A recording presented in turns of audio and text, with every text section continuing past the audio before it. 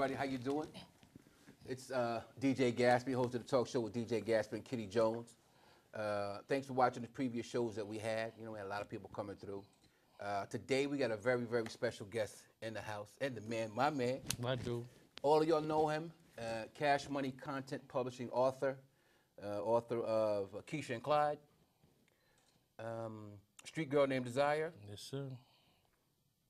Harlem Girl Lost One, Get It Girls. Yes, sir. We got it. And Fly Betty, of course. Everybody know Fly Betty. You also did a couple of other books. What is it? Little Bad Girls. One and two. 1 and 2. Anyway, ladies and gentlemen, put your hands together and welcome to my studio on my show, good personal friend of mine and great author, Mr. Treasure Blue. Thank you, brother. How you doing? You got to give me some man, more thank jack. you, man. Yes, sir. You get all you want, man. All right. Listen, thanks for being so patient with me today. We went through a lot to get this show together, man. I appreciate you coming by my house. Yes, sir. With your driver to pick me up. Yes, sir. Black car service came Yes, and got sir. me. Yes, sir. And brought me out, man. You know, listen, man, talk to the people, man. What's happening with you right now, man? How's your day going, man? Man, I'm in grind mode, man. I've been up since 2 o'clock in the morning. You know, I had to get to that airport, get down here to D.C., you know, no late for me. You know, I'm going to be on time, you know, because I'm about this right here. You know, it's sink or swim for me right now. This is my moment of truth right now, so I'm going to be on point. Okay. I came down to D.C. just to smash them, show love, you know, give my release party. Absolutely, yeah. You know. For those that we'll get into that in a minute, but he has a release party. It's going to be held, I think it was, February 15th. Yes, sir. Friday. Right here in D.C. Yes, It's sir. hosted by DC Book Diva and her team down here. Big shout out to DC Book Diva for DC Book Diva. actually playing her part. She was very instrumental in getting Treasure Blue here to the studio, arranging for the interview. And Tias, thank you so much for that, man. Eon Williams, real is back. Yeah. Big shout out to Eon, RJ Champ, and everybody over there at DC Yes, Book sir. Diva Publications. Mikey O. Yeah. We're going to start from the beginning, man. Your first book, what was the first book that you published? The first book that I published was Harlem Girl Lost. That was back in 2004. Okay, Harlem Girl Lost. Yeah. The first book. Yeah, very first book. I self-published that book. It was phenomenal. It took off. It took wings of its own, and wow, you know, I just think back to those gloriously years. I never expected that it would become so popular, you know. Yeah. Yeah, you have a lot of fans following that Harlem Girl Lost series, and all started off with that first book, man. And how did it feel, man, you know, to be a published author? You know, just to... Man, just to write the book was like having my firstborn, or like having your firstborn child, you know. It meant that much, at least for me. You know, I came in for the love of this. I came in for the passion. Money was a non-factor. I didn't know about money. All I cared about was putting that book in as many readers' hands as possible, because I knew in my heart and my soul that, you know, it was something special. Okay. You know? Yeah, now you, from Harlem, New York. Everybody knows Treasure Blue is from Harlem. Yes, so sir. obviously you were in Harlem when you published that book. Yes. Now you hit the streets, New York City, selling that book. Running. Okay. You know, even before the book was out, you see, I got that hustler mentality. You know, I just didn't wait until I got book in hand, man. Okay. I was selling my book months before it was even written, months before it was even printed. You know what I mean? Okay. You know, I had to put that. It was all I had. I had that sink or swim mentality. You know. Okay. Either I'm gonna do it or I'm not. You know. Yeah. And so I just went all out.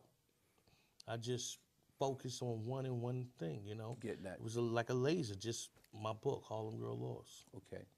We're going to talk about a lot today, man. Cover as much ground as we man. possibly can. The second book, we're not going to go to a lot of, behind the scenes stuff, but your second book that you published, what was that title and how did that come about?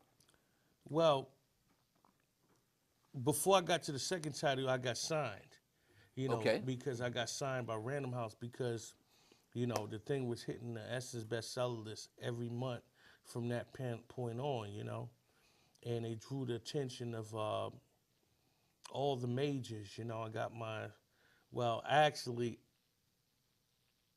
before I had a book, I knew who was my agent going to be, and wound up being my Agent Tracy Sherrod. I mean, I wasn't playing with this. Okay. So about maybe going on 2 years later, after this book just was a instant phenomena, that's when the majors start calling. So I got my agent, and they basically had a bidding war against for my services, For your second book. for my next books to come. Okay, so when you got that deal, you had already had Harlem Girl Lost out. Yes. That's his bestseller list. Yes. And now the majors start calling. Yes. You get your agent, you get ready to move. Now, Yes.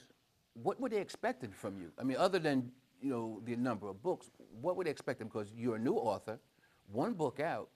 What are they expecting? You're not established. You new kid on the block still.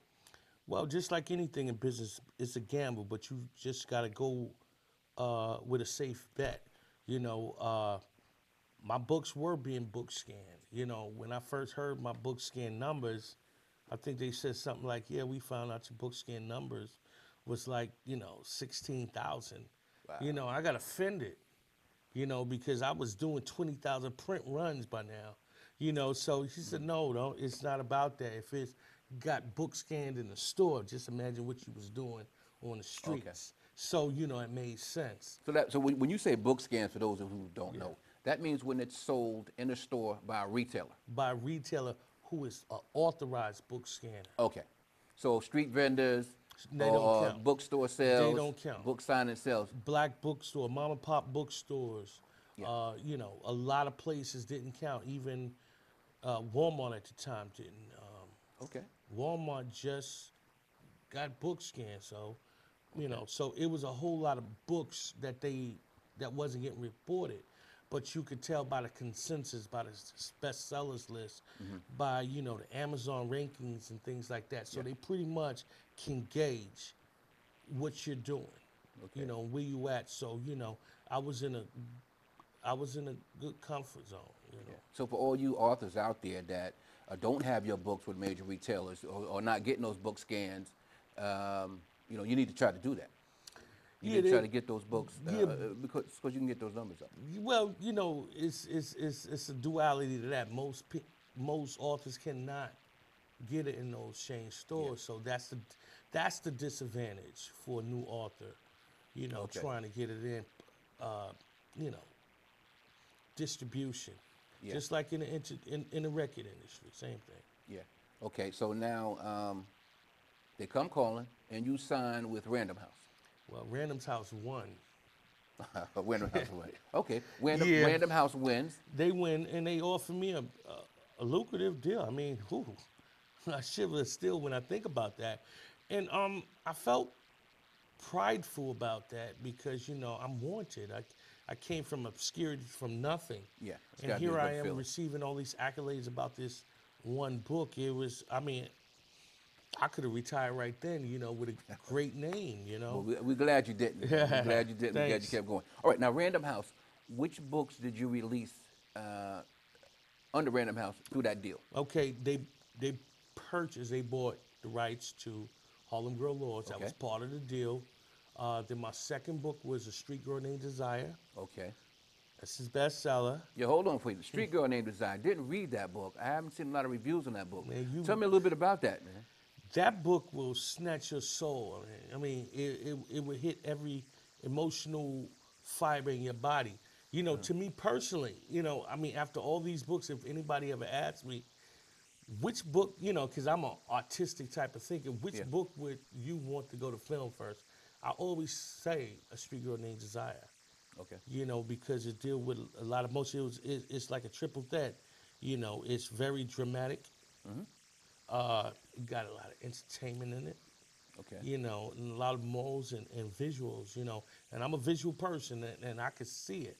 And a lot of people say the same thing, that was a character that I took to the left because I'll write a book with the heroine is liked and loved by everybody. You cannot help but a desire, the main character. You couldn't help but hate her. But I forced you to like her. Okay. Not force you, but fall in love with You her. made her likable to the likable character in spite of what you became did. human. You know what I mean? Okay. Yeah. So, and that's hard to do. Okay. Well, I wanted to challenge I myself. know you have a lot of talents, man. People talk a lot about the characters. You have very strong characters in your books. Yes. And the story plots are very intricate. Absolutely. That's a good word. I'm glad you caught that. Well, I mean, I read a little bit too, Yes, man. sir. I read a little bit too. All right, now that's the first book, Random House. What's the second book that? Street Grenade Desire. Okay. And the third book was Keisha and Clyde. Heard a lot about that book. Didn't read it. Well, you know, I just really got into. Yeah, I understand. I understand. Recently. Hey, you know you can look forward to some great books when you need it. Yeah. I'm definitely going to have to read some of your previous releases, Yes. man, trying to see how you got where you are today in your writing. Yes, sir. All right, so you Keisha Clyde, Street Girl Named Desire, and then where you at? You still with Random House on your fourth book or not? No. By the completion of my contract, Okay. I basically turned down the next deal. Okay. Now I've heard you talk about that in previous interviews about going from self-published to having a deal to being without a publisher. Yes. And that was a personal decision that you made. Yes. Okay.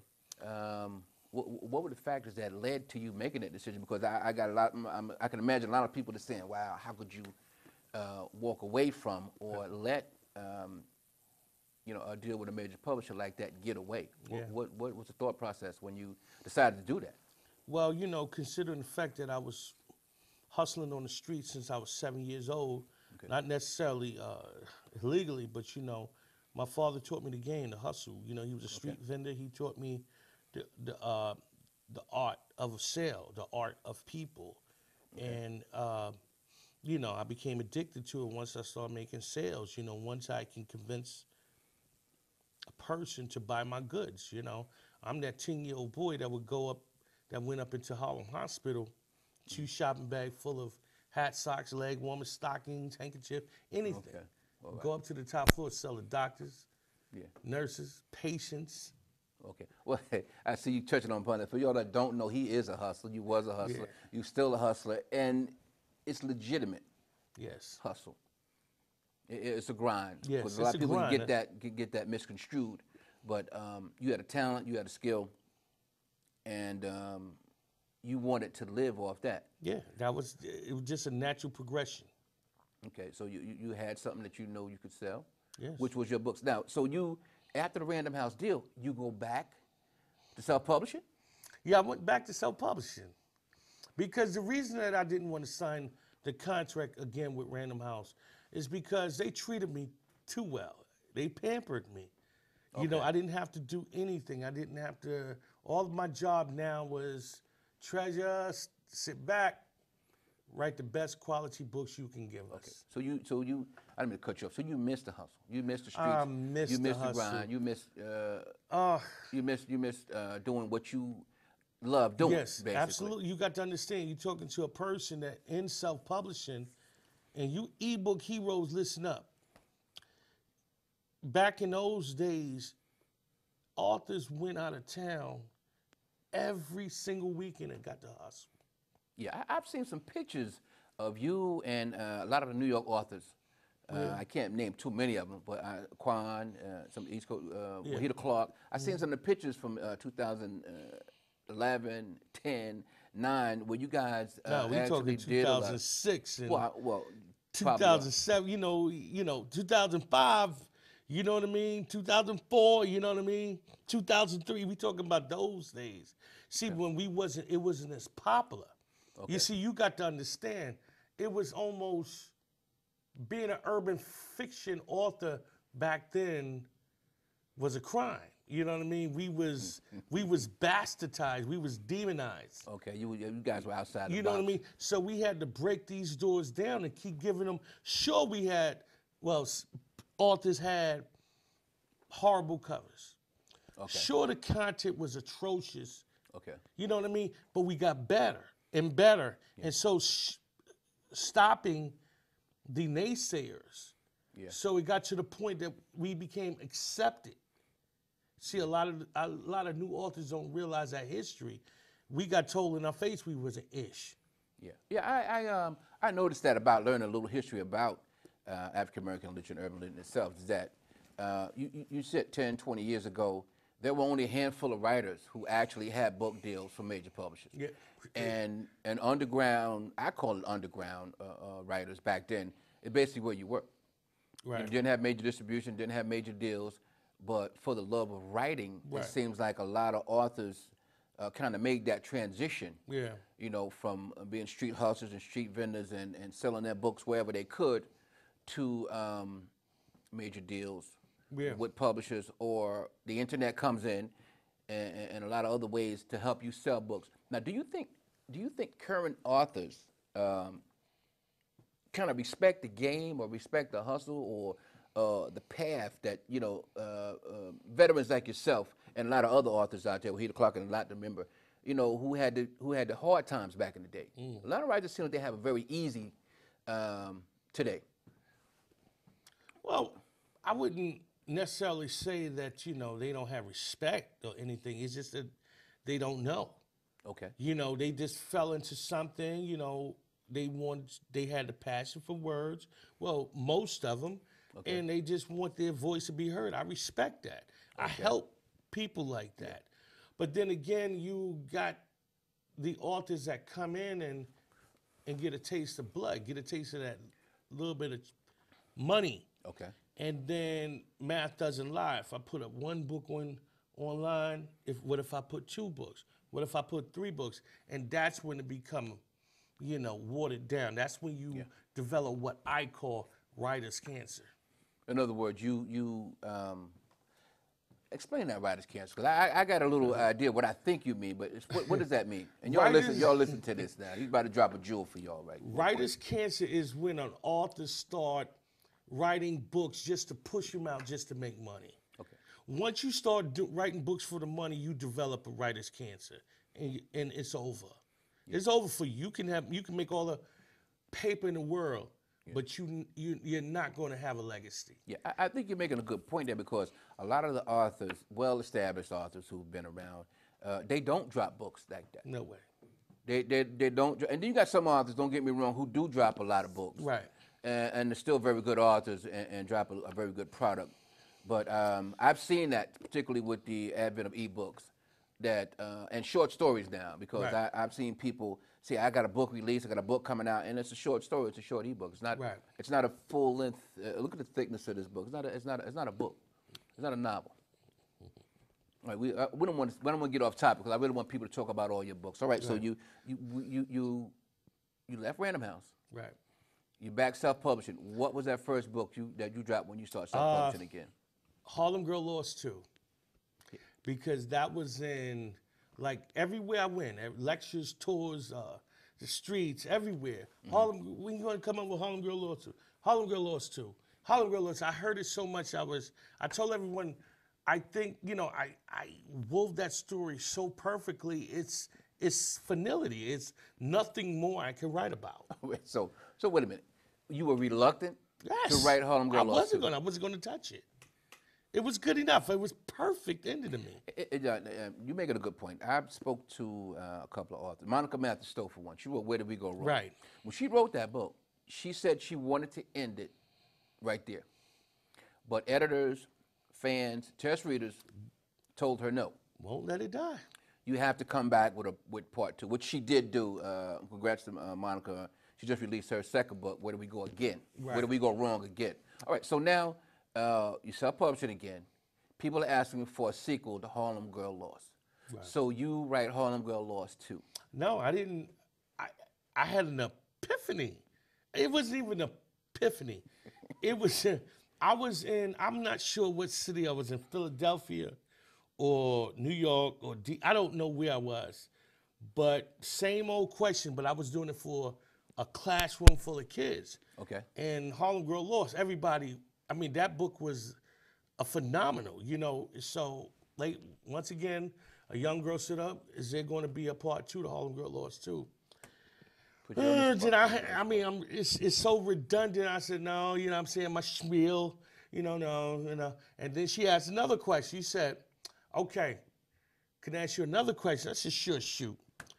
What would have happened to Silver's mother, Jessica, if she didn't get tricked using drugs and got pregnant. Okay, so now, I was at loss for words. well, now you have to put yourself back in the book now, because you know what would have happened if you continued the story. But I mean, if you continue the story, you have to If bring that I had character to sit back down up. and formulate it, you see what I'm saying? Well, you're right, I got to yeah. kick it around. You know, you got to kick it around. So how can I do that? So therefore, I decided, I talked to Quan, and then Quan, I I told Am him, Legend, big shout out to Quan, though. Yeah. Animal's a great book, man. Yeah. One of your mates over there, Cash Yes, Money, sir. Quan. What's up, Quan? and I said, listen, man, I'm thinking about writing a story about my main character, Silver, mother, Jessica, and her crew when they was younger. Okay. And so he said, man, that would be considered something like a prequel. And I said, And then I talked to other people, but when I wrote it, it's more like a what if, just like the young girl advised me. Yeah. What if, so it would consider like a prequel, alternate reality type of book. A standalone book, nothing to do with the plot, Yeah. Two Harlem Girl Laws, but the setting, the characters, and telling that story. Okay. And that turned out to be Harlem Girl Laws 2, hence The beginning. the beginning, hence being turned into Get It Girls, Yeah. Cash Money. Yeah. I'm glad you brought up Cash Money, because I wanted to get to that. Yeah. That whole part of your career. For those who don't know, he's signed to Cash Money Content Publishing, and you released Get It Girls, which was the first book. No, I released Harlem Girl Laws 2, and that was doing phenomenal. Oh yeah, well that's what I met you, was with Harlem Girl Laws too. Right. Met you at I was Cafe back on my Cartel. hustle out here in Maryland, D.C. Yeah, I remember that day, man. As I was telling your driver, who's sitting off set there, heard you were coming to town. Knew you from New York, Harlem. Came up with my I Love Harlem. Yes, sir. T-shirt on, representing DJ Gatsby's book club. Brighten up that whole day, that whole store. I remember that, day Yeah. one. Envy Red was there. Yep, Tracy B was there. Yeah, I didn't get to meet Tracy. Yeah. I think I met Tracy before that at the DMV Literary Expo. Yeah. A big shout out to everybody who I met at the DMV Literary Expo back in 2011. That was really the start of the book club and got me going, but that's a whole other story. Yes, sir. Yeah, I meet you at the bookstore. Showed me a lot of love, man. Yes, sir. I told you who I was. I had a book club, and I'm a real fan of African American lit, and I want to be a part of this phenomenon that's taking place. And well, take us back there, man. You were there doing the book. This was before the Cash Money deal, because Right. you're on your grind. You're back traveling state to state, Yeah, I hitting the came- bookstore, seeing people. Yeah, I think I came down to stay in D.C. See, D.C. is my second home when it comes to the book business. Yeah. When I came down here, I was amazed how much love they had down here. You don't get the type of book love anywhere else. Okay. You know what I mean?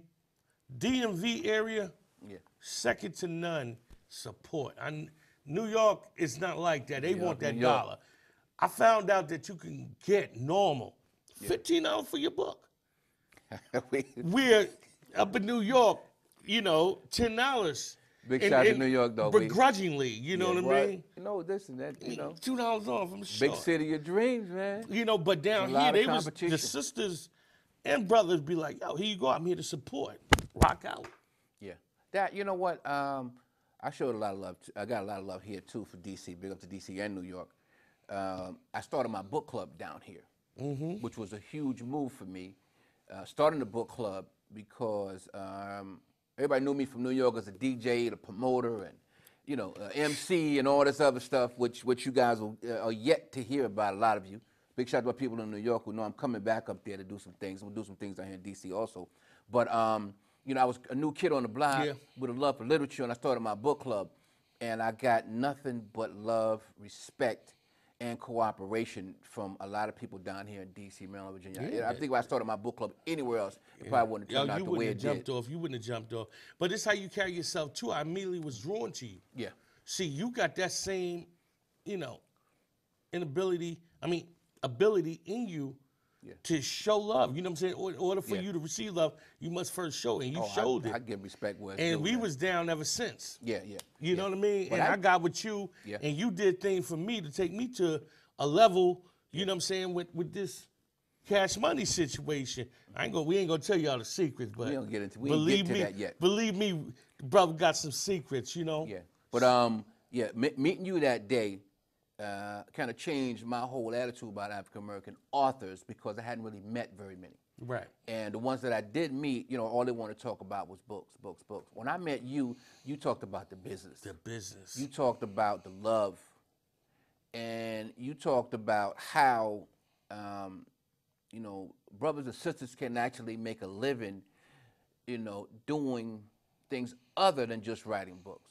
Yes, sir. And we'll get into that, hopefully. That's a whole nother show. But there's a lot of other things that people can do in this industry other than writing. I mean, you got proofreaders, you got editors, you got people who do designs, and you got people, you know, advertising, marketing, promoters. Promoting is a lot huge. going on with the book business, and man, a lot of people are eating Yes, sir. off this game. All right, so you back on the road. Well, I'm gonna lost too.